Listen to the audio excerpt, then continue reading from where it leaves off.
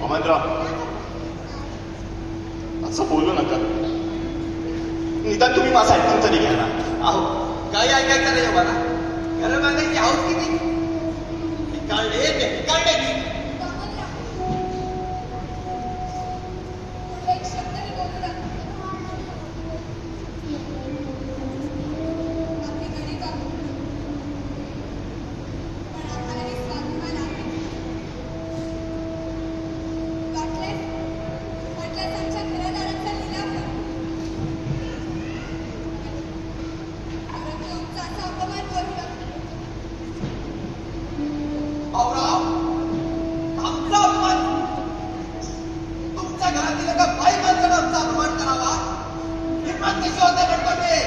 वामनराव, मी तुमची क्षमा मागतो.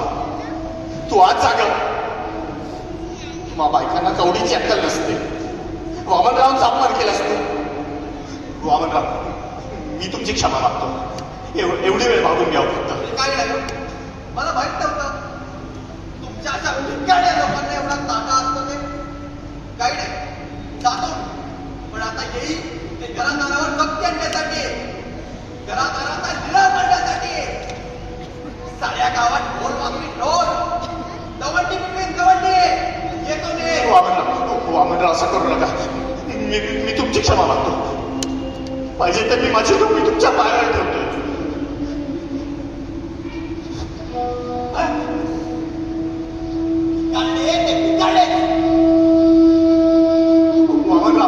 वामनराव, माझं ऐकून तरी घ्या.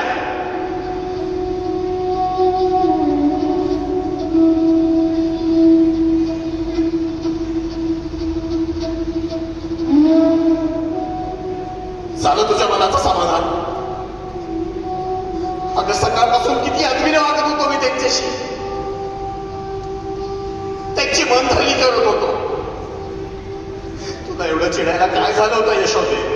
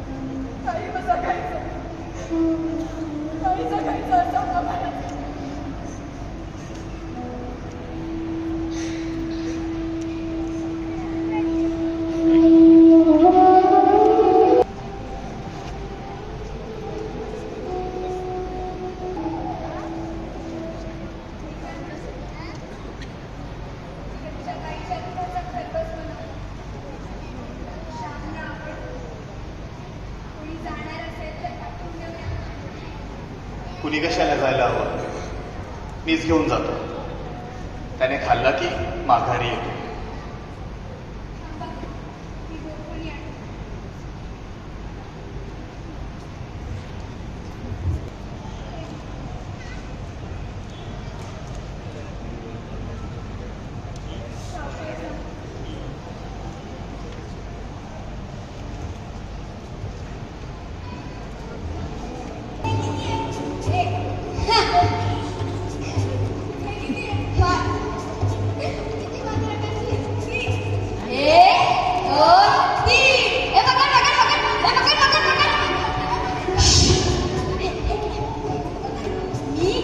लगतो हा.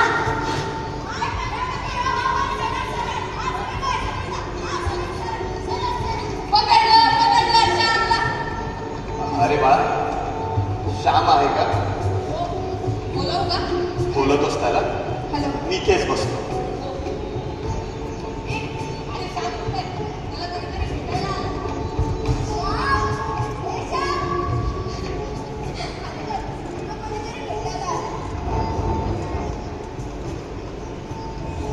भाऊ, तुम्ही इथे? अरे आईने घरच्या गाईच्या दुधाचा खरवस पाठवलाय. तुला आवडतो ना? घे, तुझ्या मित्रांसोबत खाऊन घे. मी बसलो इथेच. हो. चला रे, माझ्या इथे खाऊ पाठवलाय. आपण सर्व मिळून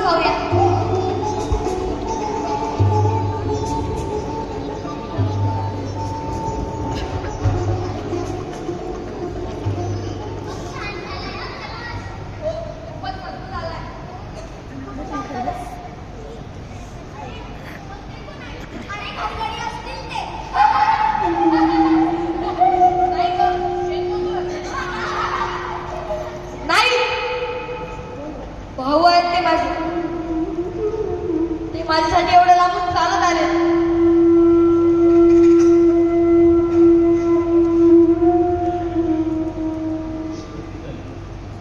भाऊ, अरे बाळा, खाल्लास? आवडला ना? खूप आवडलं. सुट्टीत घरी येत जा रे. आईला तुझी खूप आठवण येते. भाऊ, आई कशी आहे आणि पुरुषोत्तम कसा आहे सांगा ना भाऊ. भाऊ, बरेच सगळे. श्याम, तू काळजी घ्या. येतो मी.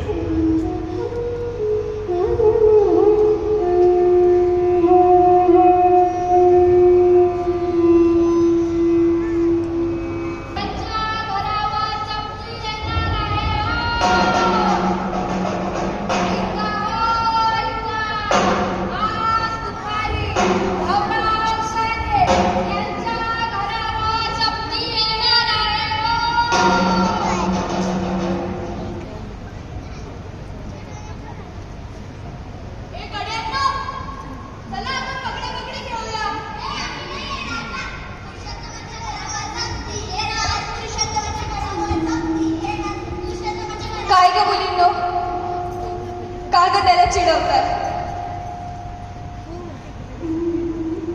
आई, जप्ती म्हणजे काय ग?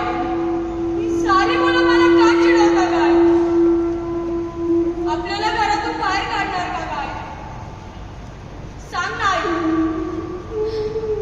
पुरुषोत्तमा, ह्याला मी तरी काय सांगू? ही सगळी देवाची मर्जी. असू दे, तू राधाताईकडे जेवायला जा. इंदूने तुला बोलावलं. आई, तू रडू नकोस. हो.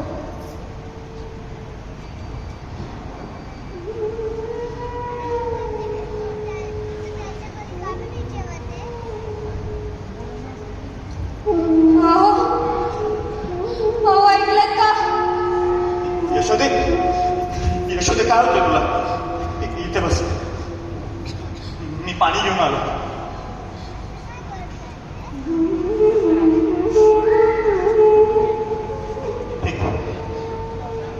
चला रे, घरात जी काय वस्तू असेल ती बाहेर काढा. घराला कुलूप ठोका. वामनराव, असं करू नका. अहो, माझ्यासाठी सावकारांची समजूत घाला.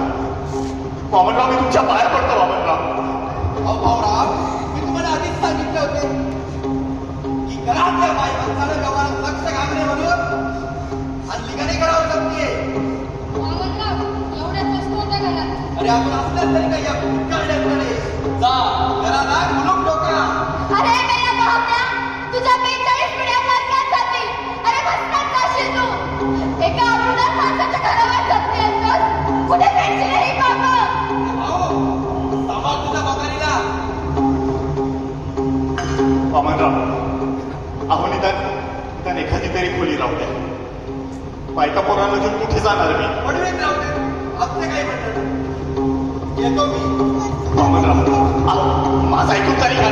वामनराव,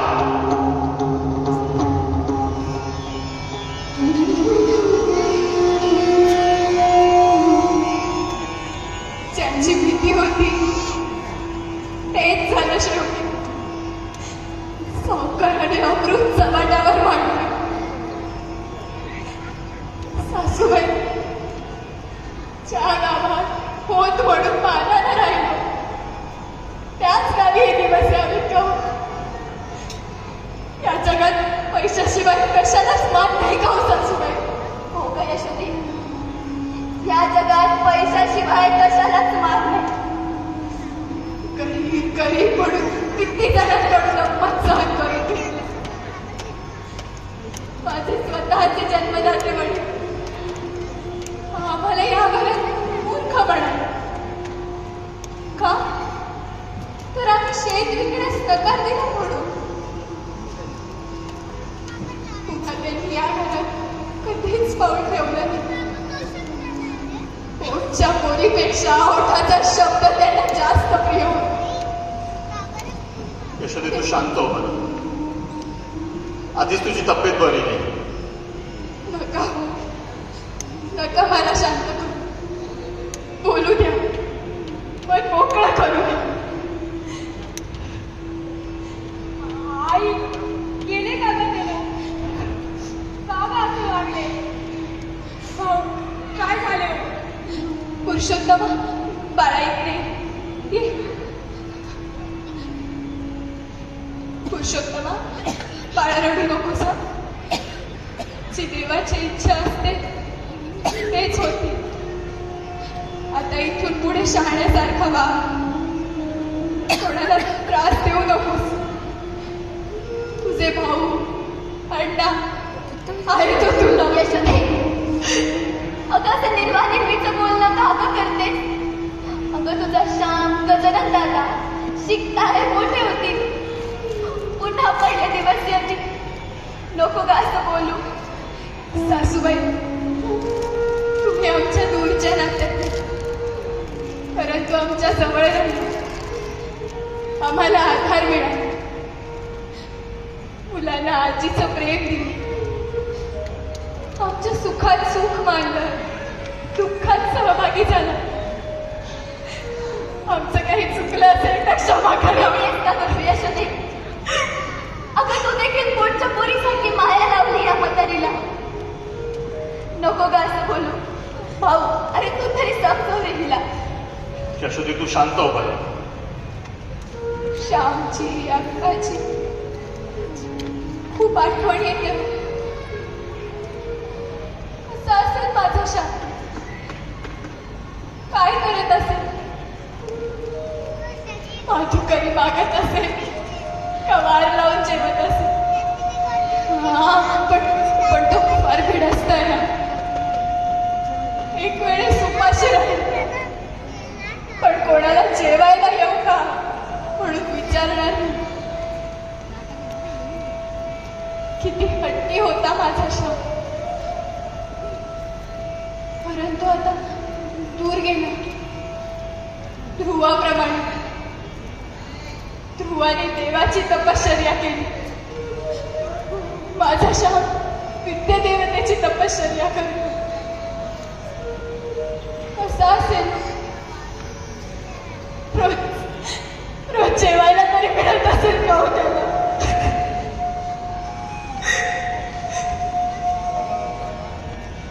सासूबाई, कर्ज जप्ती म्हणजे जिवंतपणाचा नरकच.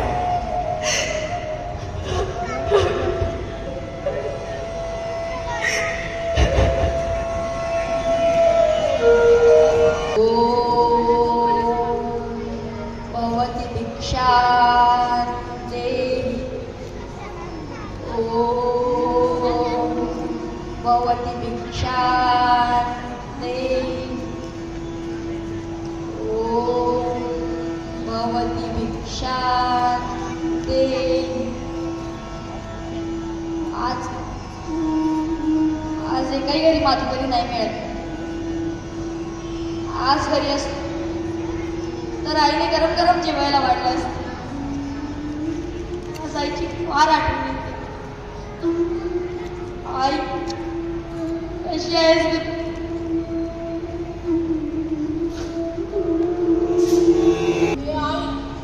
आई उठ ना. ए आजी, आई बघ ना कशी करते. ए आई उठ ना. यशोदे, अगं काय काही हाल करून घेतले. सासूबाई, माझं आता काही खरं नाही. माझ्या श्यामची, पुरुषोत्तमची काळजी घ्या. यशोदे, अगं नको का असं बोलू. सासूबाई, आता एकच इच्छा आहे. अखंडपणे भरल्या कुंकवाने परणी होऊ दे. यशोदे, अगं असं अभद्र नको बोलायच. काही होणार नाही तुला. तू बघा बरं, तो श्याम झाडावर चढला. त्याला कोणीतरी खाली उतरवा. उगाच लागेल त्याला. यशोदे, अगं कोणी नाही का तिकडे? अगं तुला भास होत आहे. नाही ना, तो बघा तो श्याम झाडावर चढलाय. त्याला खाली उतरवा बरं.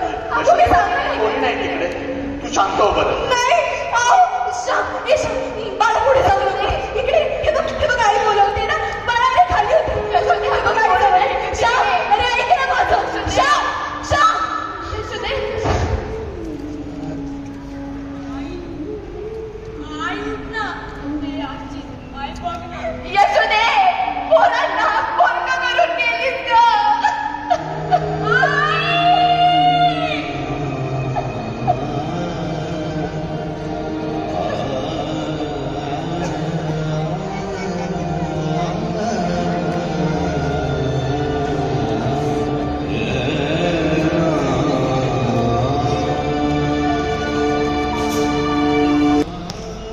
आई हो पुरुषोत्तमची खूप आठवण येत होती.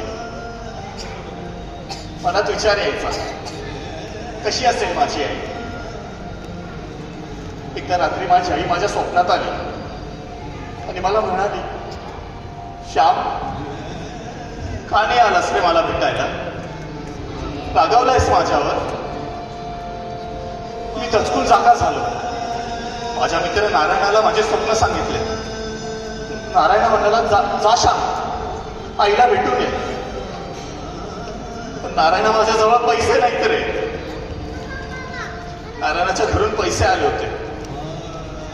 त्याने ते मला दिले आणि म्हणाला जा श्याम आईला भेटून ये. मी तसाच निघालो. हरणे बंदरात पोचलो तेव्हा मावशी तिकडे दिसली. पुण्याला जायला निघाली असावी. तिला बघून मला आश्चर्य वाटलं. मी धावतच तिच्या जवळ गेलो. मावशी तू इथे पुण्याला निघाली. मावशी आई कशी आहे सांग ना. पण मावशी फक्त एवढंच बोलली, श्याम बाळा लवकर घरी जा. आणि मी निघालो.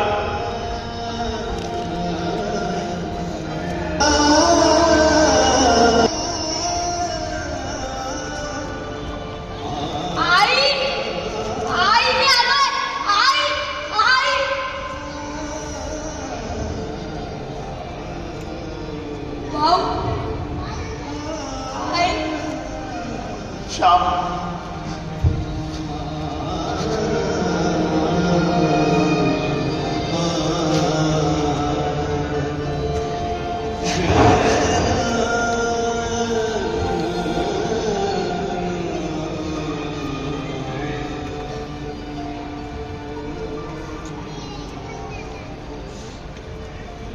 आई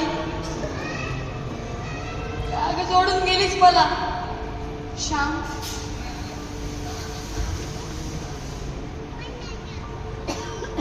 आई काग सोडून गेलीस मला. आई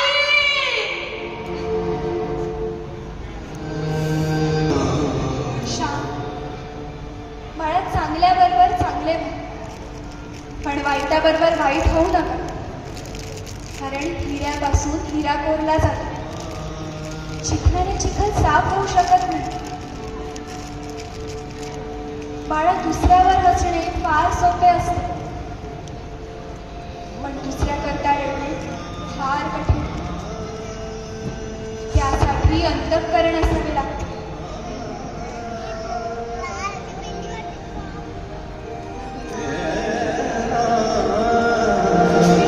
हा मनुष्याचा खरा निसर्गावर प्रेम करतो. निसर्ग आपली माता असते. बाळा प्रत्येक व्यक्तीच्या जीवनात दुःख हे असतेच, पण दुःख घेऊन आनंदी राहणे हीच खरी माणूसकी. निर्मळ विचार, शुद्ध दृष्टी याची आज अत्यंत आवश्यकता आहे. पण येथे अद्भुतता नको, स्वार्थ नको आणि आळसही नको.